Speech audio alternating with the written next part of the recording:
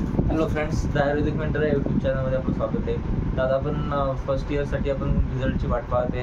तर first इयरचा result केव्हा लागेल, काय लागेल ते प्रोबेबली या महिन्याच्या शेवटपर्यंत लागून जाईल किंवा पुढच्या महिन्याचे 8-15 दिवस घेईल. तर त्याची जास्त काळजी करायचं काही काम नाही, कारण मेजरली आपल्या सर्वांना माहिती की आपले विषय निघणार तिथं आपण पास होणारच. ठीक आहे. तर बायचान्स आपण जर का वाईटातली वाईट कंडिशन घेतली तर एखाद्या 2 जणांचे 1-2 सब्जेक्ट बॅक लागतील किंवा मॅक्स टू मॅक्स तर खूप कमी जण असतील ज्याचे 3 विषय बॅक राहतील आणि ते फेल होतील. ठीक आहे. तर आता आपल्याला याच्यासाठी आपल्याला याच्यावर करायचं काय, आता आपण जास्त विचार करून फायदा नाही की केव्हा रिझल्ट लागेल काय लागेल. तर त्यापेक्षा आपण काय करायला पाहिजे, आपण सेकंड इयरची परीक्षा तयारी स्टार्ट करून द्यायला पाहिजे. कसं आहे, सेकंड इयर जे आता फर्स्ट इयरमध्ये आपले 5 सब्जेक्ट होते त्यातलं ॲनाटॉमी, फिजिओलॉजी हे आपल्याला बऱ्यापैकी आपल्याला नाही का बेसिक आपल्याला बायोचं बॅकग्राऊंड असल्यामुळे आपल्याला प्रत्येक जणाला बेसिक फिजिओलॉजी नॉलेज होती, ॲनाटॉमी काय असते हे माहीत होतं. तर आपल्याला फर्स्ट इयर नाही का एवढं बोरिंग वाटलं नाही. तर फक्त आपल्या संस्कृत आणि फक्त थोडंसं ऑड वाटलं. काय पदार्थ विज्ञान आणि संहिता अध्ययन हे सगळे नवीन म्हणजे काय आपण कधी हाताळलेले नाहीत असे विषय आपल्याला माहीत पडले. पण त्याच्यासोबतच आता आपल्याला सेकंड इयर जे आहे सेकंड इयर खूप वेगळे आहे. सेकंड इयर खूप वेगळं इन द सेन्स कसं आहे की आपलं फर्स्ट इयरमध्ये आपण चाललं किंवा शेवटचे 5-6 महिने स्टडी केली, शेवटच्या 2 महिने स्टडी केली, इम्पॉर्टंट क्वेश्चन केले आणि तुम्ही पास झाले. हे फर्स्ट इयरमध्ये ठीक आहे.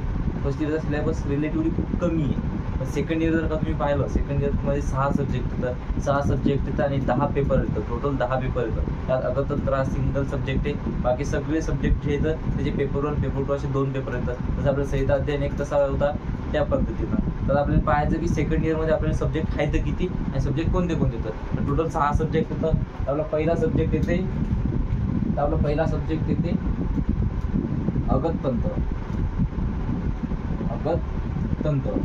अगततंत्र आणि यालाच आपण अँड टॉक्सिकोलॉजी, त्यालाच काय म्हणू आपण अगततंत्र आणि टॉक्सिकोलॉजी. आता टॉक्सिकोलॉजी काय म्हणजे अगत म्हणजे आपल्याला काय, अगत म्हणजे विष. आता आपल्याला प्रत्येक आपण जे आपण गोष्टी खाऊ ते विष असू शकते आणि जर आपण मात्रेत घेतलं तर ते औषध म्हणून काम करते. त्यामध्ये आपण नाही का मॉडर्ननुसार टॉक्सिकोलॉजी आणि आपल्या आयुर्वेदनुसार अगततंत्र हा आपला सिंगल सब्जेक्ट आहे. तर आपल्याला हा पहिला सब्जेक्ट झाला. तर आपला सेकंड सब्जेक्ट येते द्रव्य गुण विज्ञान. काय आहे? द्रव्य गुण विज्ञान. आता द्रव्य गुण विज्ञान काय आहे, तर द्रव्य गुण कर्म नंतर रस वीर्य विपाक असे आपले टोटल 7 गुण येतात. तर 7 गुणाचे आपले जे 7 गुण म्हणजे 7 पदार्थ येतात. 7 जे आपले पदार्थ येतात, सप्त पदार्थ आपल्याला सांगितले येतात. त्या पदार्थाचं आपल्याला डिटेलमध्ये नॉलेज घ्यायचं. त्याचे आपल्याला पेपर 1 आणि पेपर 2 असे 2 सब्जेक्ट येतात. पेपर 1 आणि पेपर 2 काय आहे, द्रव्यगुण विज्ञान. ठीक आहे. आता याचं आपण डिटेलमध्ये आपण पाहूच, डिटेलमध्ये आपण शिकू काय आहे काय नाही. नंतर इथे थर्ड सब्जेक्ट इथे आपला रसशास्त्र व वैषज्य कल्पना. काय आहे, रसशास्त्र व वैषज्य कल्पना. तर रसशास्त्रामध्ये आपण पाहणार आहोत की ड्रग कसे बनतात, काय बनतात. फार्मास्युटिक्स म्हणू शकता तुम्ही, मॉडर्ननुसार फार्मास्युटिक्स म्हणू शकता. वैषज्य कल्पनामध्ये पण तुम्हाला ड्रगबद्दल माहिती येते, त्याच्यात कसं बनवायचं काय बनायचं. रसशास्त्रामध्ये मोरओव्हरमध्ये तुम्हाला नाही का जे एलिमेंट्स येतात रस येतात, तर त्याचे आपल्याला रसाचे कार्य बघायचे की रसमध्ये काय येतात. रसमध्ये खूप येतात आपले आयुर्वेदिक रस असतील. आयुर्वेदिक रसमध्ये कोणते पण रसमध्ये आता तुम्ही काय म्हणू शकता, तर सिम्पली जर का सांगायचं म्हटलं तर कोणता पण पदार्थ ज्याचा तुम्ही नाही का मेडिसिनल यूज करू शकता, तर ते सर्व रसमध्ये येते. ठीक आहे. आणि वैषज्य कल्पना, वैषज्य म्हणजे काय, वैषज्य म्हणजे औषध. तर औषध बनवायच्या कशा, त्याच्या विविध कल्पना आपल्याला पंचविध कशा कल्पना आपल्याला नॉलेज आहे. तर पंचविध कशा आहे, फांड वगैरे, चूर्ण वगैरे, तर ते कशा करायचं ते आपल्या वैषज्य कल्पनामध्ये आपल्याला शिकायचं. ठीक आहे. नंतर चौथा सब्जेक्ट येते स्वस्थवृत्त. काय ते, स्वस्थवृत्तमध्ये आपल्याला स्वस्थवृत्त आणि याच्यात योगाचं नॉलेज आपल्याला या याच्यात भेटणार आहे. ठीक आहे. स्वस्थवृत्त हा याचे पण पेपर 1 आणि पेपर 2 असे 2 सब्जेक्ट आहेत. पेपर 1 पेपर 2 याचा पण रसशास्त्र वैषज्य कल्पना पेपर 1 पेपर 2. फक्त अगततंत्राचा 1 पेपर आहे. ठीक आहे. नंतर 5वा सब्जेक्ट येते आपला काय आहे ते, 5वा सब्जेक्ट येते आपला संहिता अध्ययन. काय आहे ते, संहिता अध्ययन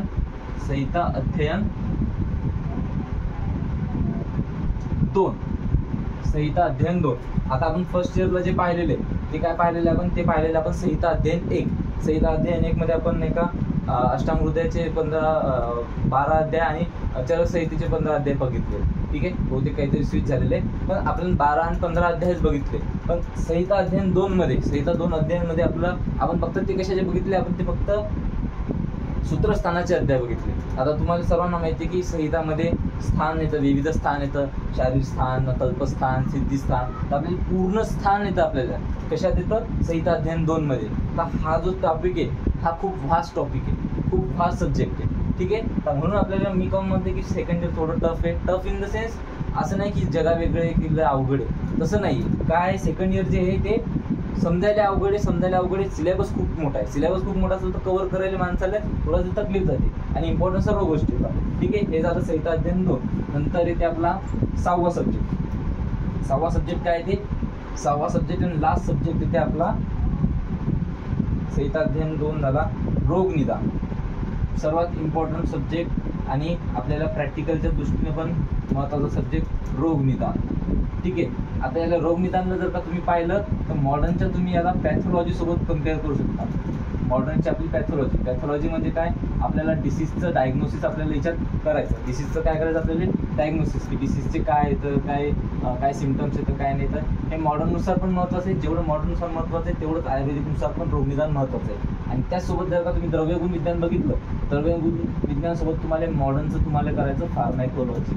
काय करायचं, फार्मॅकोलॉजी. ठीक आहे, आता हे तर झालं आपले सब्जेक्टमध्ये. आता कोणते कोणते सब्जेक्ट येतं टोटल मी तुम्हाला सांगितले. अगततंत्र, रसशास्त्र, वैद्यकीय कल्पना, त्यानंतर स्वस्थ वृत्त, द्रव्यगुण विज्ञान, नंतर संहिता अध्ययन 2 आणि रोगनिदान. ठीक आहे, आता हे जे 6 सब्जेक्ट येतात त्याच्यामध्ये 2 टॉपिक येतात. मॉडर्न पार्ट पण आहे, रसशास्त्र, वैद्यकीय कल्पना आणि जे स्वस्थ वृत्त आहे याला तुम्हाला मॉडर्नचं काही पार्ट नाही आहे. पण बाकीचे जे सब्जेक्ट होते त्यामध्ये काय ते आपलं अगततंत्र, त्या टॉक्सिकोलॉजी जास्त करून आपल्याला मॉडर्नचं विचारलं जाते.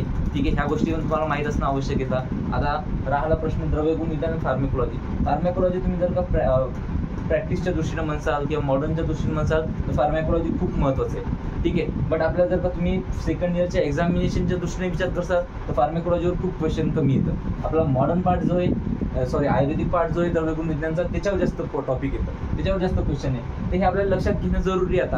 आता हे मी तुम्हाला काय सांगते की तुम्हाला एक गोष्ट लक्षात घ्यायला लागेल की आता तुम्हाला मॉडर्न स्टडी करायचा का आयुर्वेदिक स्टडी करायचा, किंवा दोन्ही स्टडी करायचा. तर माझं जेवढं म्हणणं आहे, माझं जेवढा फोकस राहते, जेवढं मी ऑब्झर्व केलं, तुम्ही नाही का मॉडर्न प्रॅक्टिसवर तुम्ही भर देऊ शकता. प्रत्येकाची इच्छा आहे, प्रत्येकाचं हे की तुम्हाला असं नाही म्हणत की मी आयुर्वेदाचं हे, बट कसं आहे आयुर्वेद जर तुम्हाला प्रॅक्टिस करायची म्हणलं तर तुम्हाला स्टार्टिंगपासून तुम्हाला स्टडी करावं लागेल. स्टार्टिंग म्हणजे तुम्हाला literally first day of regular तुम्हाला क्लास अटेंड करावं लागतील. तुमचं बेसिक स्ट्रॉंग करावं लागेल. तुम्हाला प्रत्येक गोष्टी तुम्हाला व्यवस्थित अटेंड करावं लागतील. क्लासमध्ये टीचर काय सांगतात, काय नाही सांगत, त्याच्या बाद नाही का तुम्हाला वेगवेगळ्या पुस्तकांचे रेफरन्स घ्यावे लागतील. तुम्हाला मग असं म्हणून नाही चालणार की मी फक्त एकच मराठीचं बुक बघतो, नाही. तुम्हाला स्टँडर्ड संहिता ज्या येतात, आज जसं रोगनिदान म्हणलं तर रोगनिदानसाठी माधव निदान म्हणून आपल्याला एक ग्रंथ आलेला आहे. तर माधव निदान आपल्या संहिता म्हणू शकता तुम्ही, जे माधवकारांनी लिहिलेले आहे. आपण थोडंफार तुम्हाला आयडिया असेलच त्याची. ठीक आहे, तर हे नाव असं नाही की तुम्ही पहिल्यांदा ऐकलं. तर माधव निदान श्रेष्ठ, तर निदान स्थानासाठी काय माधव निदान श्रेष्ठ आहे. हे आपल्याला श्लोक तुम्ही पाहायला असेल, वाचला असेल कधी, तर तुम्हाला ते माधव निदान तुम्हाला वाचायला लागेल. तुम्हाला संस्कृतमध्ये तुम्हाला रेफरन्स बघायला लागतील की रेफरन्स काय आलेले येतं, स्टँडर्ड रेफरन्स काय येतं. तेव्हा तुम्हाला समजतील की प्रत्येक आपल्याला जे रोग येतं ते तुम्हाला श्लोक पाठ करायला लागतील. तुम्हाला फर्स्ट इयरमध्ये नाहीच्या बरोबर श्लोक येते, बट सेकंड इयरमध्ये तुम्हाला खूप श्लोक येतं. का बरं, कारण की तुम्हाला यामध्ये प्रत्येक रोगाची तुम्हाला जसे आपलं डायग्नोसिस राहते, सिम्पटम राहतात, आपलं हे राहते, तसं तुम्ही तसंच प्रत्येक रोगाच्या अवस्था राहतात वेगवेगळ्या. तर त्या संचय, प्रकोप, प्रसर, संप्राप्ती या सगळं तुम्हाला शिकायला लागेल. या सर्व गोष्टी तुम्हाला माहीत पडायला लागतील. याच्यावर तुम्हाला फोकस करायला लागेल. ठीक आहे, जर तुम्हाला आयुर्वेदिक स्टडी करायचं असेल, पास व्हायचं असेल, पास व्हायच्या दृष्टीनं आयुर्वेदिक अवघड नाही आहे, पास होऊ शकतं. बट जर का तुम्हाला त्याला प्रॅक्टिसच्या दृष्टीनं तुम्हाला आयुर्वेदिक प्रॅक्टिस करायची, त्या दृष्टीनं जर का फॉलो करायचं असेल, तुम्हाला खूप मेहनत करायला लागणार आहे, तुम्हाला खूप अभ्यास करायला लागणार आहे पहिल्यापासून. ठीक आहे, असं नाही म्हणत की मॉडर्नसाठी अभ्यास नाही करायला लागत. पण मॉडर्न कसं आहे आपल्याला इझिली पडते. काऊन पडते इझिली, की मॉडर्नमध्ये तुम्हाला गोष्टी समजतात ना, शब्द ऐकलेले राहतात, थोडेसे आपल्या डेली टू डेली लाईफमध्ये यूज होणारे राहतात. ठीक ठीक आहे. भरपूर गोष्टी तुम्हाला नाही का इन जनरल ऑलरेडी माहीत राहतात, अशा गोष्टी राहतात, ठीक आहे. आता आपण बघू आता नेक्स्टमध्ये काय होते काय नाही. आता तुम्हाला डिटेलमध्ये आता मी तुम्हाला प्रत्येक विषयाबद्दल काय आहे काय नाही हे तुम्हाला मी डिटेलमध्ये माहिती सांगेल. त्यानंतरच हे फक्त आज आपण सब्जेक्ट काय आहे तर काय नाही, तर आता आपल्याला सेकंड इयरची स्टार्टिंग करावं लागणार आहे. रिझल्ट लागू न लागू तुमचा रिझल्ट लागणारच आहे. पॉझिटिव्ह ठेवा, तुम्ही माझ्यासोबत जुळलेला असाल, तुमचा पेपर सगळे चांगले गेले असतील. मी प्रत्येक पाचीच्या पाची विषय मी तुम्हाला कमी टाईममध्ये मॉडर्नचं मी इतकं कमी आणि इतके सिम्पल वेमध्ये तुम्हाला मॉडर्न करायला सांगितलं, आणि मॉडर्नचं तुम्हाला खूप सारं हेल्प पण झाली असेल. आता तुम्हाला हेल्प झाली असेल तर तुम्ही असाच विश्वास ठेवा. सेकंड इयरमध्ये पण मी तुमच्यासोबतच हो. सेकंड इयर झालं, समोर झालं, फक्त माझं म्हणणं आहे की मी तुम्हाला मॉडर्न जेव्हा मी शिकवायला येईल तेव्हा मी मॉडर्न डिटेलमध्ये शिकवेन, ठीक आहे. तुम्हाला जे आयुर्वेदिक पार्ट आहे, आयुर्वेदिक पार्ट पण मी घेईन. आता तुम्हाला जे लेक्चर होतील ते फक्त जे प्रीमियम मेंबर आहे, तर premium member in the sense कसं आहे, जे आपले यूट्यूब चॅनल आहे त्याला मी जॉईनचं ऑप्शन दिलेलं आहे. त्याचं मंथली सबस्क्रिप्शन 89 रुपयाचं आहे. आता तुम्ही ज्याला इच्छा आहे, ज्याला वाटत आहे की आपण थोडंसं करिअर ओरिएंटेड थोडंसं आपण एक्स्ट्रा नॉलेज घेतली पाहिजे, तर ते सर्व लेक्चर तिच्यावर येतील. आणि राहिले जे ओरिएंटेशन जे लेक्चर येतं, जे सर्वांना महत्त्वाचे येतं, जसं आता आपलं हे जे लेक्चर झालं सब्जेक्टबद्दल, ते नाही का मेंबर्स ओनली तर राहणारच आहे, बट हा पब्लिक पण होईल. पण जे मी कंटेंट शिकवलं, जसं द्रव्यगुण विज्ञानमध्ये मी जे सिलेबस शिकवेल किंवा मी रोगनिदानमध्ये जे सिलेबस शिकवेल, जे आपला सिलेबसचा पार्ट आहे, ब्लूप्रिंटचा पार्ट आहे. ब्लूप्रिंट कसं झालं, ब्लूप्रिंट ज्या लेक्चरमध्ये मी ब्लूप्रिंट समजून सांगेल ते लेक्चर पब्लिक होतील. प्रत्येक ज्यांना यूट्यूब चॅनल सबस्क्राईब केलं तर सर्वांना लेक्चर अवेलेबल राहतील. बट मी जेव्हा ब्लूप्रिंट शिकवायला येईल, मेजर टॉपिकवर येईल, इन शॉर्ट टॉपिकवर येईल, त्या टायमाला ते फक्त मेंबर्स ओनली राहतील, ठीक आहे. असं नाही, तुम्हाला काही डाऊट असले तुम्ही टेलिग्राममध्ये जॉईन करू शकता. आणि काही प्रॉब्लेम असली, तुम्हाला काही डाऊट असतील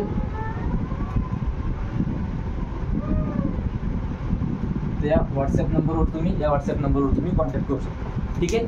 तर भाऊ तुम्ही सर्व चांगलं करा. सर्वांना ऑल द बेस्ट. पेपराची जास्त काळजी करू नका, रिझल्ट काय लागेल काय नाही ते काळजी करू नका. सेकंड इयर पण हार्ड नाही, तुम्हाला फक्त आळसपणा करून चालणार नाही. आता फर्स्ट इयरमध्ये जे झालं ते झालं. सेकंड इयरमध्ये तुम्ही फेल व्हायचे चान्सेस नका करू. कसं होईल मग थर्ड इयरमध्ये तुम्हाला वापस लोड वाढत. थर्ड इयरमध्ये अजून सब्जेक्ट जास्त, आपलं 1.5 वर्षाचं पॅटर्न आहे आधीच. सर्व अभ्यास करा, काळजी न घ्या, काही प्रॉब्लेम आली ते विचारा, ठीक आहे. All the best.